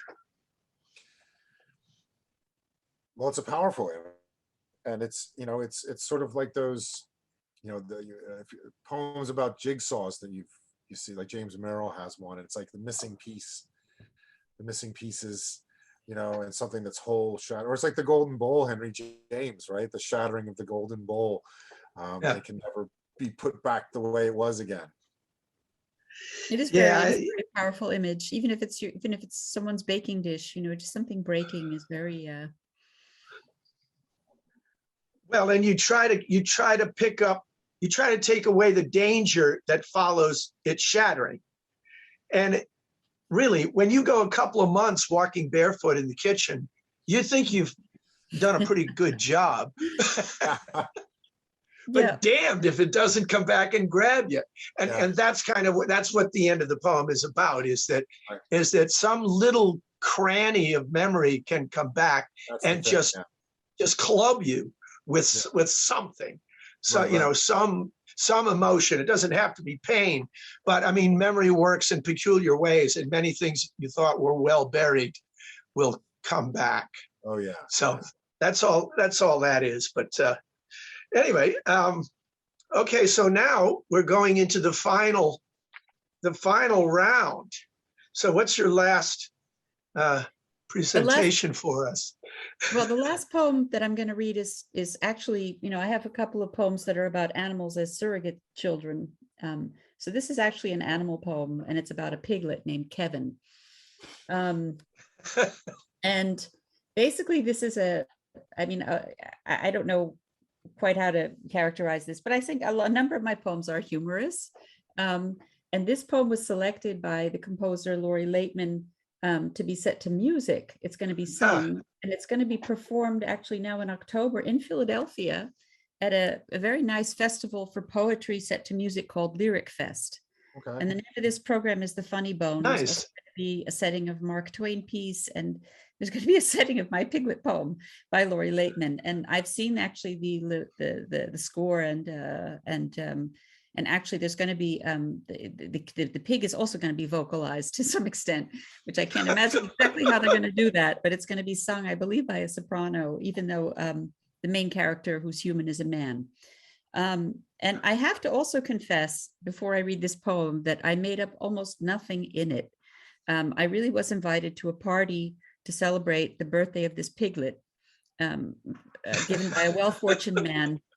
And I just couldn't believe what I was experiencing. So it had to find form in a poem. So I'm going to read it now because I can before it actually premieres in October as a musical setting. A party for Kevin. This bash for a piglet is really to show off Philippe's stylish new home, a forge renovation reclaimed for the gentry. And Kevin is the perfect gentleman's perfect accessory. The round of his snout softly kisses the ground. He seems to have hair, blonde bristles, lashes that fringe a frosty and appraising blue eye. He trots by on trotters, an ambulant meal, his round forms, roulades and cold cuts, ready for carving with steel knives. Only a piglet, he blithely ignores us, snuffles among tables and finely shod feet, wagging his tiny vestigial tail. In his sharp quest for fallen food, he may fool us into thinking he's some sort of dog. It's hard not to scoop Kevin up like a baby, but in one brash wriggle, he wrestles free, goes on with his search, hovering near the buffet, where we are offered shashlik. We sense the slippage and make pork of pig. Lamb, I'm assured, or beef, but I taste it as pork. Could Kevin smell it? This breach of manners? It drives him to drink. He laps a forgotten gin tonic with sparklers someone left on the floor. I run to retrieve it, feeling slightly absurd. The strangest good deed, that and the towel I'd ordered for him, embroidered with Kevin. It rests now on the banquet heaped with gifts. A blanket, a beach ball, 4 winter mittens, a leash, a water dish, a wading pool, a collar with Kevin spelled out in zirconias, a mud pack, a brush. Kevin, a pig complete. Months later, I stopped by to see him. He'd grown large and imposing, his peeps now an ear-splitting screech. He'd trampled the roses, chewed up the keelings, and broken a chair. Philippe found that when engaged on the phone, tossing an apple kept Kevin busy crunching. Going Pavlov one better, clever Kevin connected the dots and exploded in wails, demanding an apple as soon as it rang. Unhappy, left too much alone, likely staring impatient at the silent telephone. By year's end, he'd been moved to a petting farm, content among bunnies and lambs and squat ducks. Yet still, he ignores us. No need to impress. Though when children pat Kevin, he seems to allow it. Perhaps they remind him of when he was little, a prince among piglets, and seemed to us to have it all. That's great. That is a funny poem. That's wonderful. I'm very much looking forward to what Lori Laitman does. So much, I mean, so she much really of that. caught the whimsy. Well, the rhythm of it, I mean, as a songwriter, I'm listening to those anapests and I'm thinking. Yeah, it was originally strictly anapest, and then I let it go.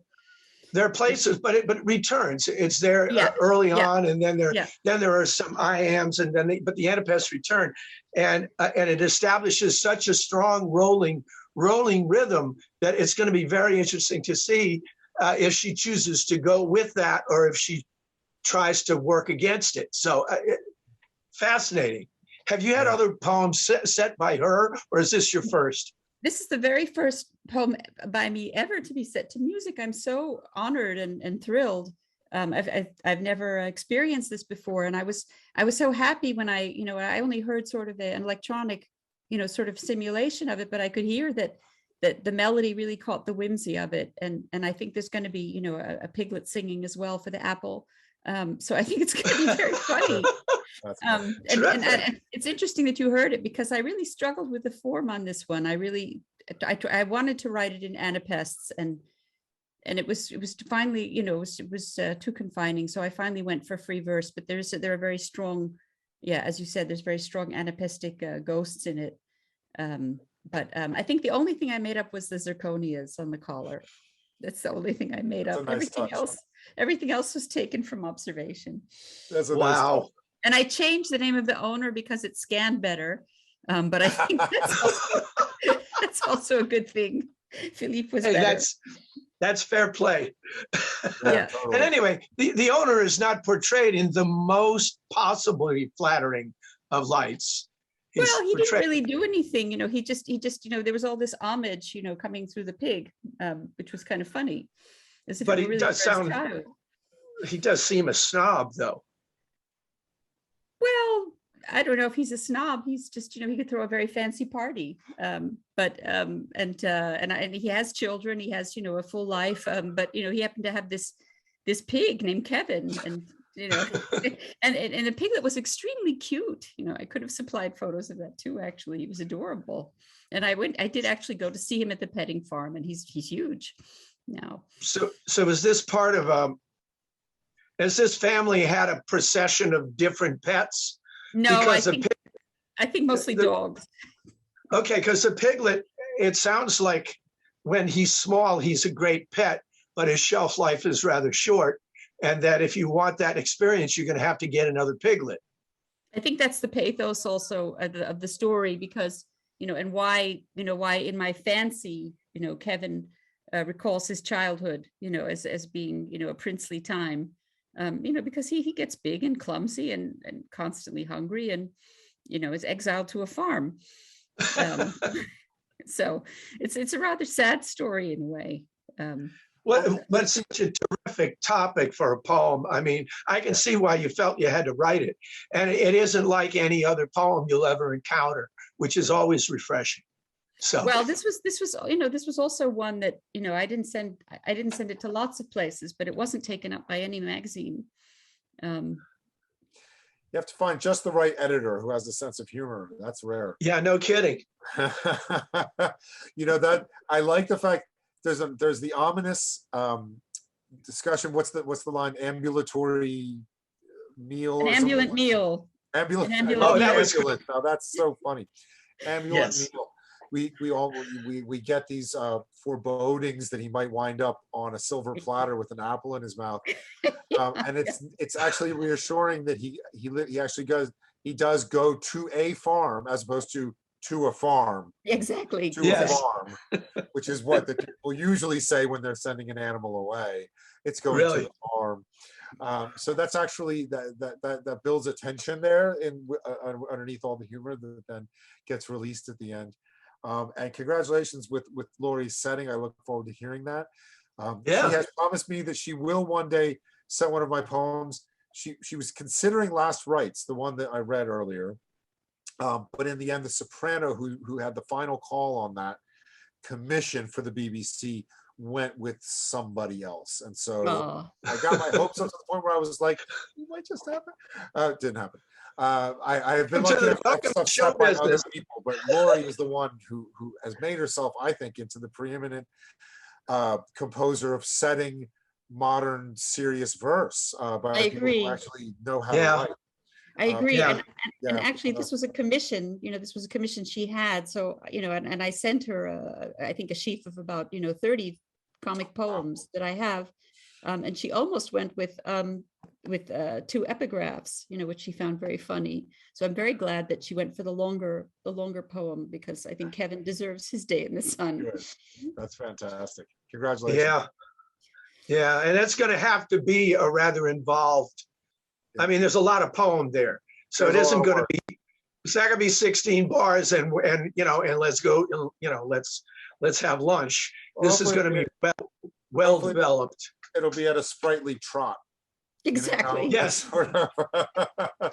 She'll bring it along. Do you know where that's being performed in Philadelphia? I do, actually. It's going to be performed, I think, let me see if I wrote it down. Because I come to you from Philadelphia. I'm in the city, so. Yes, hold on, I will tell you. It's called The Funny Bone. And the dates are October 2nd and October 3rd.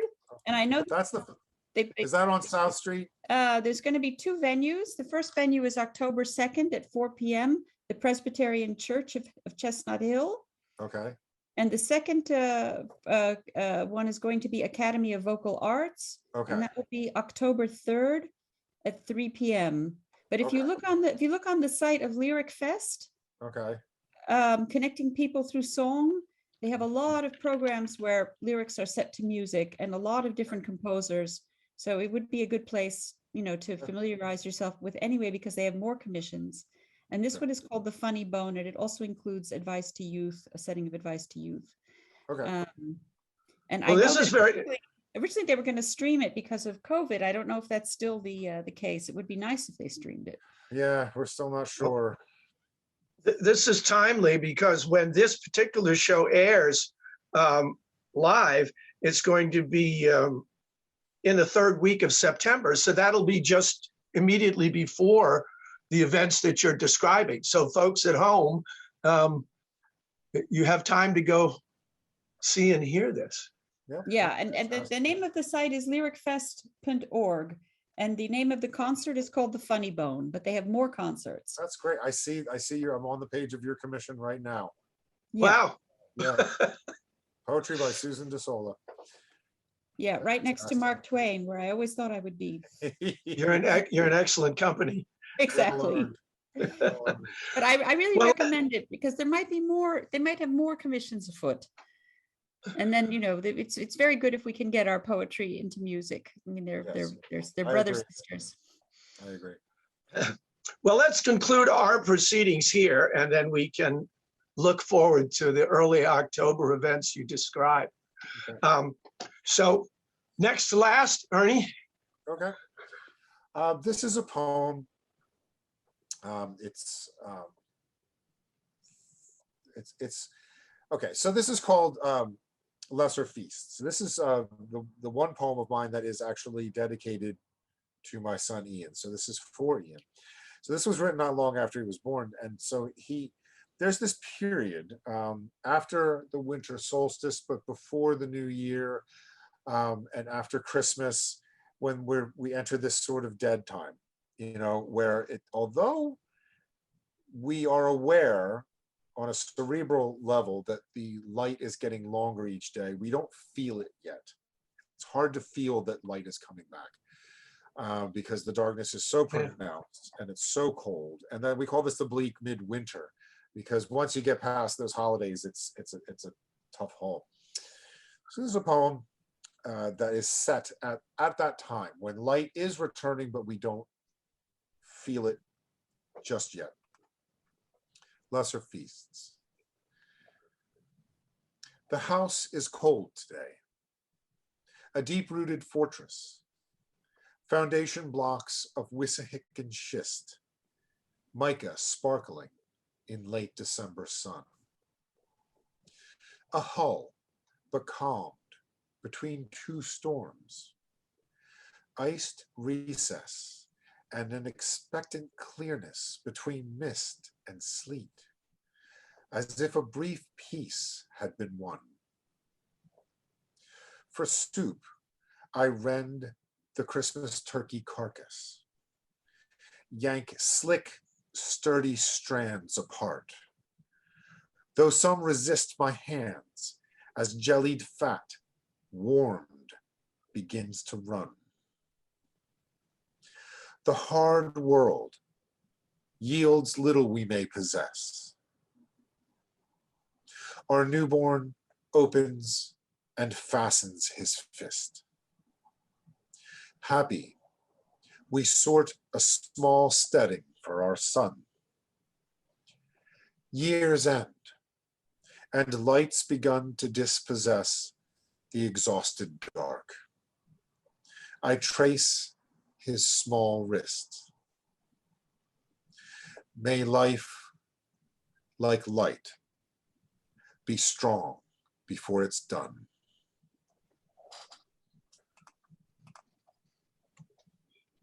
Thank you.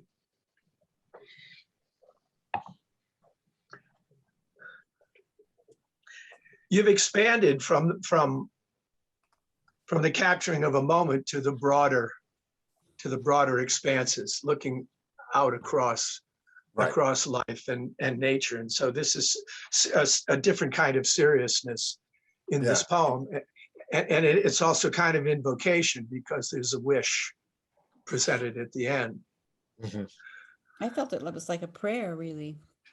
Yeah. Well, we have Lesser So Feast was intended to make it seem somewhat liturgical, and It had it's that effect for me. because there were three of us then, so it's 5 stanzas with repeating ABC, ABC, ABC, ABC, ABC For the rhymes. 3 of you, yeah. So it's Lovely. sun, one, run, sun, SON, done. You know, Yeah. fortress, recess, carcass, possess, dispossess. So it goes from possess to dispossess, you know, and schist, mist, resist, fist, and wrist. You know, so I mean, it was in essence saying there are now, and then there were 3. Yes, Ah, but yeah. just Then there were 3, and they were rhyming, and the only rhymes that matter over and over again are the 3. yes, beautiful. I love though how touching the wrist is. You know that it just really moves me, and that hope you have. You Tiny know, little. may life like light be strong before it's done. I feel like that's something that I want to almost look at, you know, Yeah. on a daily basis and repeat. It really is such a beautiful Right. prayer for your child. What a gift you gave him with this poem. Yeah, I didn't want it to be too much like a slogan. No, You no, no, no. But I mean, the whole poem is such a gift to him. Yeah. thank you. It's the poem I decided to end my last one out with, and so I ended it on what is meant to be a gesture of hope, but with also the acknowledgement of that things will be done, that the light will disappear again, and that life will end, but with the hope that it be strong while it is with us. Yeah. Yeah, that's a terrific sentiment. And it also runs against the far more common, you know, the far more common wish that this moment will stay. Right. You know, it It's an acknowledgement accepts. that it won't. Yeah. Yeah, it accepts. That's we need more. To me personally, I think we need to have that expressed more often than it is. But it requires a level of strength to accept how things are that not everybody possesses when they sit down to write. Yeah. So, but thank you for that. Yeah, perfect one to end your book with. Wow. Yeah. I think it's really interesting too, like the exhausted dark as well. You know, that sort of animation of it. That's meant to be hopeful as well. And those lines are, you know, I realize they're almost intentionally Eliotic in their seriousness, you know, and Yeah. I'm using contemporary language, but I'm using heightened, again, almost a liturgical sense of things. I mean, there's almost a little bit of comedy with the Christmas turkey getting reused as a soup, Yeah. you know, leaving us with this carcass, and then we're left with a skeleton that I usually would go down and throw over the fence for the local beasts to eat, you know, and but then I wanted it to be this heightened without being excruciating or silly. Yeah. I was hoping to hit just the right tone to Well, write. I think it really humanizes the poem. You know, it's sort of like Gabriel carving in the dead. You know, it's sort of like, you know, there is this just sort of basic, you know, sort of things that we do and that we need to do. I think that from what I know of your books, you're just a wonderful poet of seasonality as well. I can't imagine, you know, what it's like to live without seasons, or you know, where climates don't change as much. But I think I do live also in a mild climate that has, you know, they call it mild, but that means it has extreme, you know, snow and blizzards, and also sweltering, you know, it's over 100 degrees with the heat index with all the humidity. So I get it all here on the coast, with the Appalachian Mountains giving us weird weather, but we definitely feel the seasons. And, you know, and I interviewed Mark Strand many years ago, and he mentioned to me and this is, well, this is something that's somewhat fanciful, but I'd like to believe there's some truth to it. He says that he feels that poets are more attuned to the weather than other people are, which I think is a way of saying that we're just attuned and sensitive to things that other people don't notice or seal themselves off from or take for granted. And Sure. so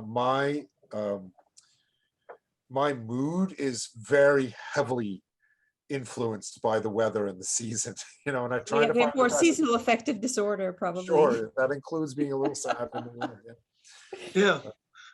But you're living in a good place for that then, because then you get The return of the sun. a nice variety of moods. Right. It pulls you one way and then the other, so that it's not dull. Yeah. Yeah, I mean, in further up and in New England, it's much the same way for us. Yeah. But I'm kind of the opposite. My mood is not affected by the weather, so that aspect of being in New England is kind of lost on me. But that's showbiz. Yeah. Well, I'm going to conclude the proceedings with this poem that is at once about my grandparents and also about me as a child, and also about some larger issues that I think will become clear as we go. It's called Mushroom Hunters, 1957. There were earth tones, deep tans and saddle leather taupes, along with bat gray, and the standby blacks of stockings tightly sleek, kerchiefs that cowled their broad-brushed, animated features. Old world women and their men, rolled-up sleeves, home-cobbled boots with soles the thickness of their thumbs, went out together in a group on Saturdays into the woods, brown grocery bags in hand, to hunt wild mushrooms, as they used to do in Sicily. Old country woods and new, not quite alike, still yielded much the same. And though I was a child and uninvited, I wondered how the wisdom carried over that led them to the aspens, oaks, or birches, which sheltered, huddled at their bases, all the rich array of fungi that they prized. Did they amuse themselves, imagining that they were young again, those friends, long-standing bootstrap immigrants on foot along familiar childhood paths? Did they tell stories, sing, exchange old gossip? I imagine finding the favorite objects of their search conferred a comfort deep and reassuring. Old country truths still served them in the new. For all that mushroom gathering was hidden from me at 9, I'd see when they returned their treasure. Secret creatures swelled at midnight, heavy with their oily essences which stained the paper bags in dark, wet circles everywhere they touched. When tumbled out across the kitchen counter, plumped up dreams or languid fancies visible could not have stupefied like these, stubby and hunched, buff-domed or tendril tall, and gently turned with undersides close-veined and delicate, still dressed in clinging flecks of moist black earth and borrowed colors, here and there exploding in flaring ochres or smooth bluish black. Into a pot of water they would go then, with a shiny silver walking Liberty $50. Heated to a rolling boil, they'd surface, bobbing in a group, their tones slick and muted. Strained off, they would sit while my nonna dumped the water out and fished up the bright disc. Initiate to mysteries, she knew. A blackened coin meant poison, and the trove went in the bucket. Today, I read that test is false, of folk tradition born in superstition, thought true because experience led the hunters to make safe choices. Current wisdom warns that lookalikes in a new country may deceive and threaten, deadly though the coin comes clean. Our haves today, bled of their silver, no longer speak and lack their audience. Experience hints to us still of danger. But in today's world, lookalikes, more norm than rare exceptions, rule. And springing up in darkness overnight in thick profusion, crowd out our comfort with familiar truths. Where is our testing coin? And the belief that lets us trust a search in unknown regions in friendly and long-standing company.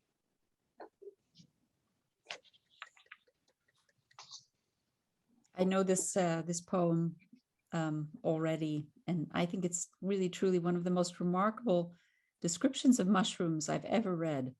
And I read it again for this, for this reading, and I think to myself in that stanza, the fourth from the bottom, and I think, how did he write it?